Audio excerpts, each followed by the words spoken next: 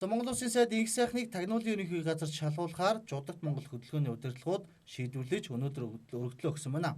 За инх сайхныг 5-7 газрын талаар үндэсний аюулгүй байдлын зөвлөл улсын хурал засгийн газраас гаргасан шийдвэрийг өнөөдөр хэрэгжүүлэхгүй тодорхой бус шалтгаанаар шаардуулж байгаа нь эрүүг үеийн тусгай ангид заасан хорлон садуулах гэмтэрэг өдүүлж байна гэдгийг хэлсэн юм а. Ийм учраас инх сайхны тэргүүлж байсан энэ ажлын хэсэг бол Монгол улсын эрх ашигт маш ноцтой хохирол учруулах улс. Цаашид Монгол улсын тусгаар тогтнол өрөө эрхт байдал занал хийсэн үйлдэл гэж үзэж энэ өргөдлийг гаргаж байгаа. Энэ өргөдлийг бол ганцхан би гаргаж байгаа юм биш. Энэ бол Монголын хөдөлгөөнүүд, иргэний хөдөлгөөнүүд, төрийн бус байгууллагууд эвлэлд нэгдэж Жудагт Монгол холбоо байгуулсан байгаа. Энэ холбооны удирдлагын хэмжээнд энэ асуудлыг ярилцаж шийдвэрсэн үндсээр гаргасан байгаа. За тиймээс тагнуулын газарт хандаж шалгуулахаар болсон байна. Тагнуулын ерөнхий газар тэднийг өргөдлийг шалгаж буцаах хэсгээ 5 хоногийн хугацаанд шийдвэрлэж хэрэг үүсгэж хэрэгсэхгүй болохоо 14 хоногт багтаан шийдвэрлэж хариу өгсөй юм а.